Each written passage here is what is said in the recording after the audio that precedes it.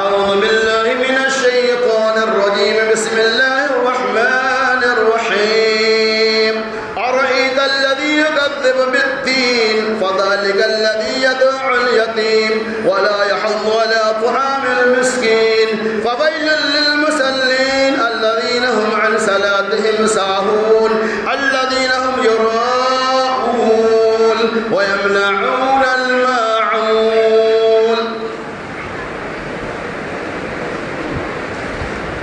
ہر قسم کی حمد و تعریف، ثنا اور خوبی،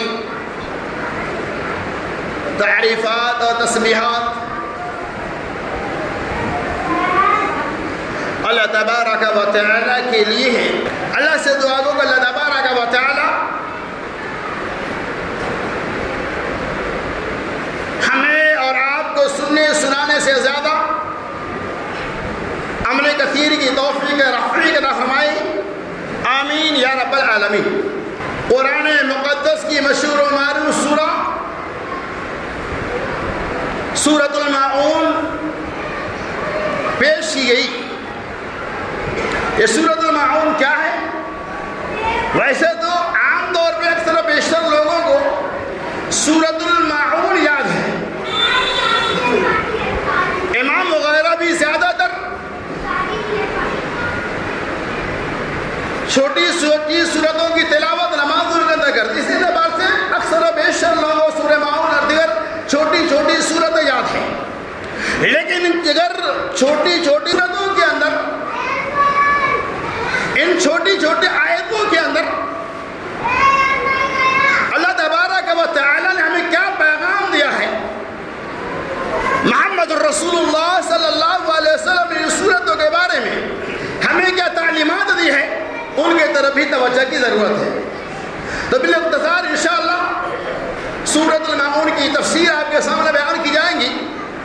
اس سورہ کے اندر اللہ تبارک و تعالی نے معاشرے کے اندر آنے والے حالات کا تذکرہ کیا ہے. پھر اللہ تبارک و تعالی نے سورت کے اندر اس بات کو واضح کیا ہے کہ آج انسان اپنے آپ میں لگ کر پڑوسیوں کو چھوٹی چھوٹی چیزوں سے بھی روک دیتا ہے. آج لوگ غریبوں مسکینوں کو ڈانٹتا اور پھٹکارتا ہے. آج لوگوں کو معمولی باتوں سے بھی منع کر دیتے ہیں. آج لوگ نماز تو پڑھتے ہیں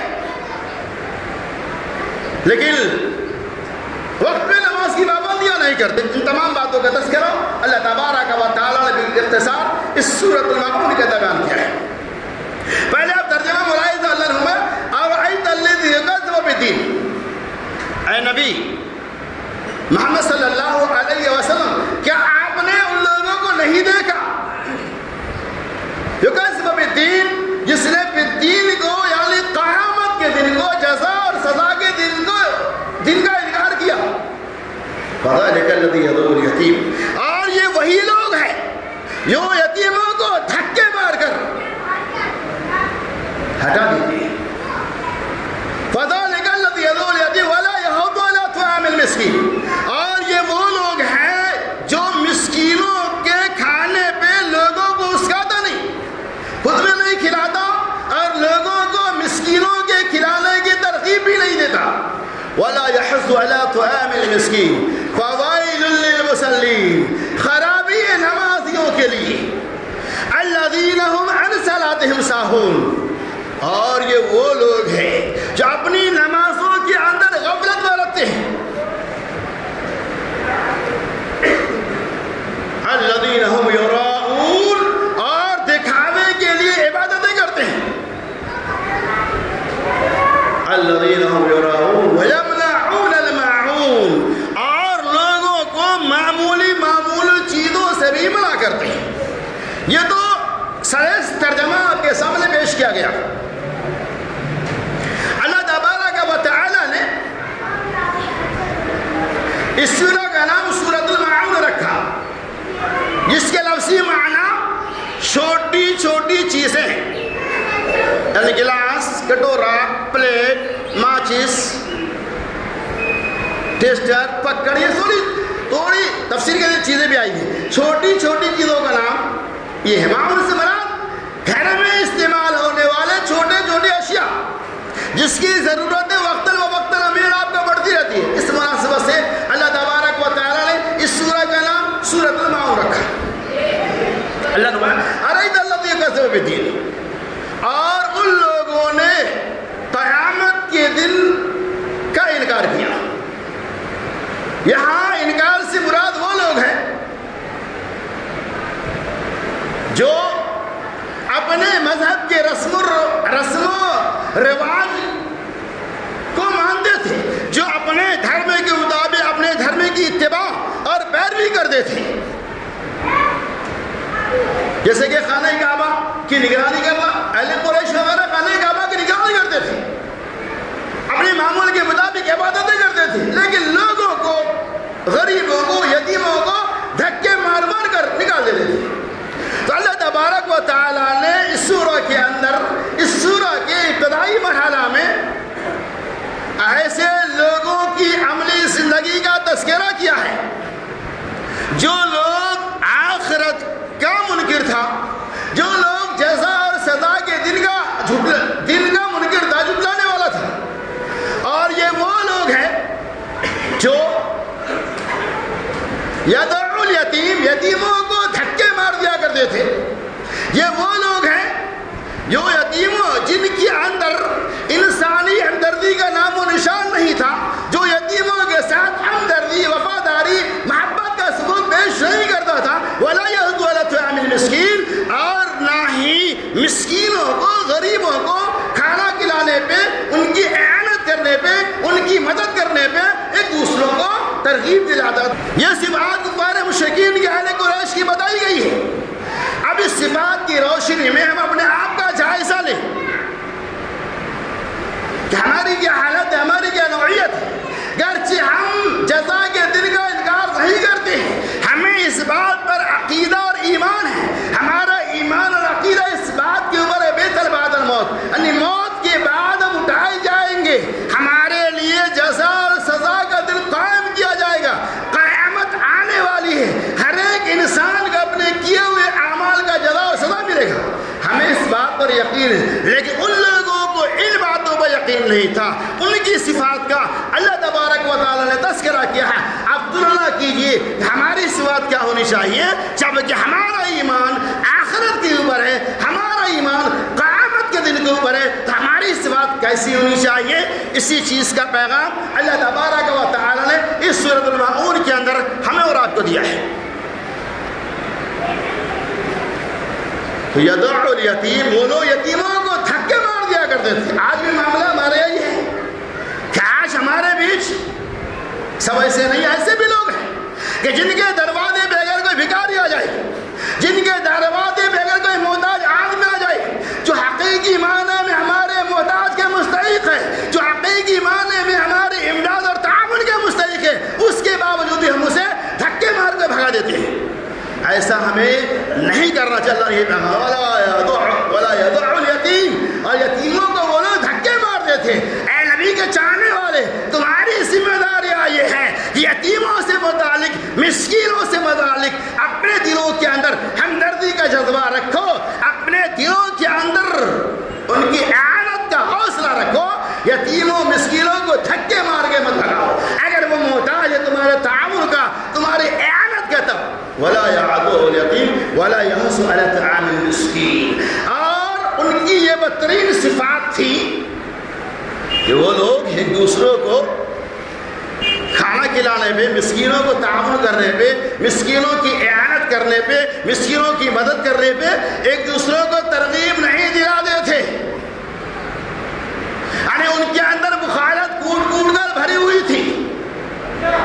آج ہمارے بیچ میں ایسے لوگ ہیں جو مسکینوں کی تعاون نہیں کرتے, مسکینوں کی اعانت نہیں کرتے, بخارت کی بنیاد پر خود تو بخارت کرتے ہیں اور بخارت کی بھی تعلیم دیتے ہیں. یعنی اللہ تبارک و تعالی نے جو کچھ مال اور دولت عطا فرمایا ہے, ان دولتوں میں سے ہمیں مسکینوں کے اوپر, یتیموں کے اوپر بھی خرچ کرنا چاہیے, صدقہ و خیرات کرنا چاہیے. اللہ نے کیا, وہ لوگ صدقہ و خیرات تھے، اور نہ ہی صدقہ و خیرات پہ مسکین کے لیے کسی کو ترغیب دلاتے تھے۔ اللہ تعالیٰ اس بدترین صفات سے ہم مسلمانوں کو، امت محمدیہ کو اس طرح کرنے کی توفیق رفیق رحمائے۔ اللہ سے دعا کرتا ہوں اللہ تبارک و تعالیٰ اللہ کی دی ہوئی نعمتوں کو اپنے آپ پہ بھی اور سماج و معاشرے کے اندر جو غربا اور مساکین ہیں اس کے اوپر بھی خرچ کرنے کی توفیق رفیق رہنمائے، اور ہماری اس اعانت کے اندر اخلاص پیدا کرے۔ وَلَا يَحُضُّ عَلَىٰ طَعَامِ الْمِسْكِينِ فَوَيْلٌ لِّلْمُصَلِّينَ۔ کیا اللہ فرمایا؟ فَوَيْلٌ لِّلْمُصَلِّينَ۔ اس کا ترجمہ دیکھیے، بعض مفسرین نے اس کا ترجمہ کیا ہے فَوَيْلٌ لِّلْمُصَلِّينَ، خرابی ہے نمازیوں کے لیے۔ بعض مفسرین نے ترجمہ کیا ہے ہلاکت و بربادی ہے نمازوں کے لیے۔ علامہ ابن کثیر رحمۃ اللہ علیہ نے اس کا جامع ترجمہ بیان کیا اسریہ، انہوں نے کہا ان نماز فویل للمصلین، ان نماز کے لیے ویل کی وادی کی جگہ جہنم میں ہے۔ ان لوگوں کے لیے ویل کی وادی کی جہنم کی جگہ ہے۔ جہنم میں ایک جگہ ہے جس کا نام ویل جو وادی، انشاءاللہ اس کی وضاحت میں کروں گا۔ تو اللہ ابن کثیر رحمۃ اللہ علیہ ترجمہ پیش کیا، اور وہ مفسرین نے الگ الگ انداز میں اس کا ترجمہ پیش کیے۔ تو فویل للمصلین، خرابی ہے، ویل ہے ان نمازیوں کے لیے جو اپنی نمازوں کے اندر تساہلی برتتے ہیں۔ آپ دیکھیے قرآن میں کیا کہا، فویل للمصلین، خرابی ہے نمازوں کے لیے۔ نماز پڑھنے کے لیے بھی خرابی ہوگی۔ اللہ تبارک و تعالیٰ نے قرآن مقدس کی کئی آیتوں کے اندر اس بات کا تذکرہ کیا ہے کہ منافقین لوگ بھی نماز میں آتے تھے، لیکن منافق بھی نماز، اور اہل مومن کی نماز پر یہ تھا کہ منافق لوگ اپنی نمازوں کے اندر تساہلی برتتے تھے۔ جب نمازوں کے لیے کھڑا ہوتے تو اس کے اندر تساہلی کرتے، رکوع اور سجود نہیں کرتے، فٹافٹ نماز پڑھ کے رفع چکر ہو جاتے، لیکن مومنوں کی اس بات نہیں، اور یہ صفات ہے تو آپ کے لیے ویلی۔ فویل للمصلین، خرابی ہے ان نمازوں کے لیے، خرابی ہے نمازیوں کے لیے۔ ارے نماز پڑھیں گے تو ہمارے لیے کیا خرابی ہوگی؟ ایک کہ آپ کے سامنے سوال پیدا ہوتا ہے، فویل، قرآن نے کہا کہ فویل للمصلین، خرابی ہے نمازیوں کے لیے، ویل ہے نمازیوں کے لیے، جہنم ہے نمازیوں کے لیے۔ آپ جب نماز پڑھیں گے تو جہنم کیسے آپ کے لیے؟ ایک سوال ذہن و دماغ میں پیدا ہوتا ہے، تو اللہ نے اس کی وضاحت بھی کر دیا۔ فویل للمصلین الذین هم عن صلاتهم ساہون، یہ وہ لوگ جو اپنی نمازوں کے اندر تساہلی برتتے ہیں، یہ وہ لوگ جو اپنی نمازوں کے اندر لاپرواہیاں کرتے ہیں، ایسے لوگوں کے بارے میں اللہ تبارک و تعالیٰ نے فرمایا کہ ویل ہے۔ اور ہم اپنی نمازوں کا اندازہ لیں کہ آج ہماری نمازیں کیسی ہیں۔ ہم نمازوں کے اندر داخل ہو جاتے ہیں، ہمارا سارا ذہن و دماغ کاروبار کے اندر ہوتا ہے، ہم نمازیں میں داخل ہو جاتے ہیں، لیکن ہماری نماز کے اندر تساہلی کا مطلب یہ رکوع اور سجود کو آپ قاعدے سے نہیں کرتے ہیں، قیام کو قاعدے سے نہیں کرتے ہیں۔ یا بعض مفسرین نے اس کا یہ تفسیر بیان کیا ہے کہ تساہلی کا میننگ یہ بھی ہے کہ آپ وقت پہ جماعت کے ساتھ نماز کو ادا نہیں کرتے، یعنی ہمیشہ جماعت کو چھوڑ کر آپ نماز کو ادا کرتے ہیں۔ تو ایسے لوگوں کے لیے بھی نمبر 1 نماز کے اندر تساہلی کرنا، مطلب یہ ہوا کہ رکوع سجود سجدہ فٹافٹ کرنا، ان کے اندر اطمینان اور سنجیدگی وقار کا خاتمہ کرنا۔ دوسرا معنی یہ ہے کہ وقت پہ نماز کو نہ پڑھنا۔ تیسرا معنی یہ ہے کہ جماعت کو ترک کر کے ہمیشہ نمازوں کو ادا کرنا۔ یہ ساری چیزیں تساہلی کے اندر داخل ہیں۔ تو اللہ نے فرمایا فویل للمصلین الذین هم عن صلاتهم ساہون، یہ وہ لوگ ہیں جو اپنی نمازوں کے اندر تساہلی برتتے ہیں۔ آئیے نماز کیسے ہوگی سن لیجیے۔ اللہ کے نبی صلی اللہ علیہ وسلم کہ ان تعبد اللہ کأنک تراه فإنه یراک، کہ تم اللہ تبارک و تعالیٰ کی عبادتیں اس طرح کرو تمہیں یہ گمان ہو کہ تم اللہ تبارک و تعالیٰ کو دیکھ رہے ہو۔ یعنی نماز ہم پڑھ رہے آتے ہیں تو ہمارا ایمان ہونا چاہیے کہ ہم اللہ کو دیکھ رہے ہیں۔ اگر آپ اللہ کو دیکھ تو نہیں سکتے، انشاءاللہ میدان محشر میں دیکھیں گے اصلی شکل۔ پھر اللہ کے نبی اگر ایسا گمان نہ ہو، یعنی آپ اللہ کو نہیں دیکھ سکتے، تو آپ یہ گمان کرو کہ ہم اللہ تبارک و تعالیٰ ہم کو دیکھ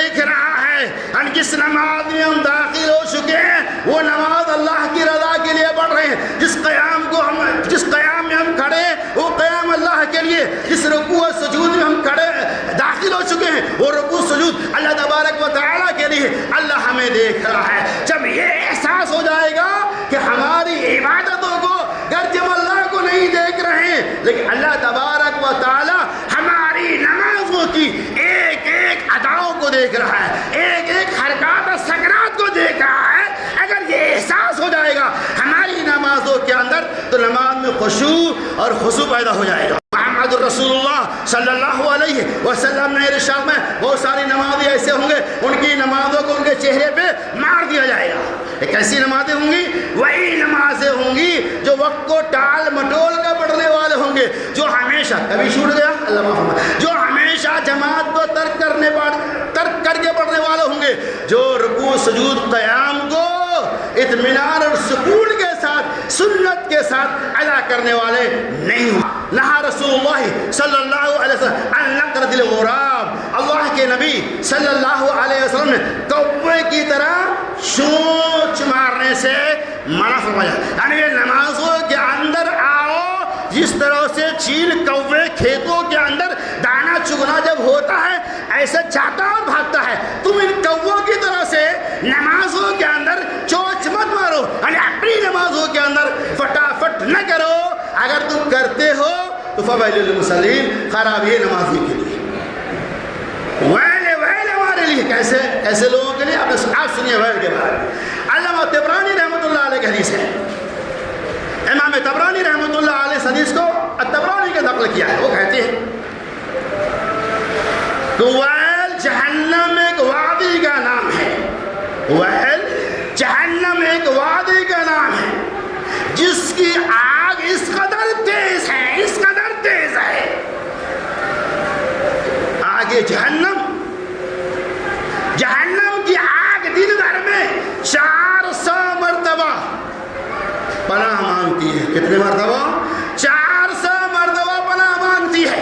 الذین هم یراؤن، یہ لوگ دکھاوے کے لیے نمازیں پڑھتے ہیں، تو جو لوگ دکھاوے کے لیے نمازیں پڑھتے ہیں، دکھاوے کے لیے حج کرتے ہیں، دکھاوے کے لیے روزہ رکھتے ہیں، دکھاوے کے لیے صدقہ کرتے ہیں، دکھاوے کے لیے یتیموں کو کھانا کھلاتے ہیں، تمام ریاکاروں کے بارے میں محمد رسول اللہ صلی اللہ علیہ وسلم نے ارشاد فرمایا ویل لامی، جہنم کے اندر اسے دھکیل دیا جائے گا۔ ہمارے لیے ویل ہے، جہنم کا بھیانک، جہنم کا کئی نام ہے، ویل نامی وادی میں اللہ میں داخل۔ اللہ تعالیٰ ہمیں آتش جہنم سے بچائے، اپنی نمازوں کو وقت پر جماعت کے ساتھ ادا کرنے کی توفیق عطا فرمائے، اور ہماری عبادتوں کو اللہ تبارک و تعالیٰ ہر طرح کی ریا اور نمود سے بھی محفوظ و معمول رکھنے کی بھی توفیق عطا فرمائے۔ اور آگے چلیے، الذین هم یراؤن ویمنعون الماعون، اور لوگوں کو چھوٹی چھوٹی چیزوں سے روکتے ہیں۔ کتنا پیارا پیغام اللہ نے ہمیں دیا۔ وَيَمْنَعُونَ الْمَعُونَ، اس سورت کا نام ہی معون ہے، جس کا تذکرہ اللہ تبارک و تعالیٰ اس سورہ کے آخر میں کیا۔ وَيَمْنَعُونَ الْمَعُونَ، اور لوگوں کو چھوٹی چھوٹی چیزوں سے روکتے ہیں۔ سماج ہے، معاشرہ ہے، پڑوسی ہے، آپ کے آزو بازو میں رہنے والے ہیں،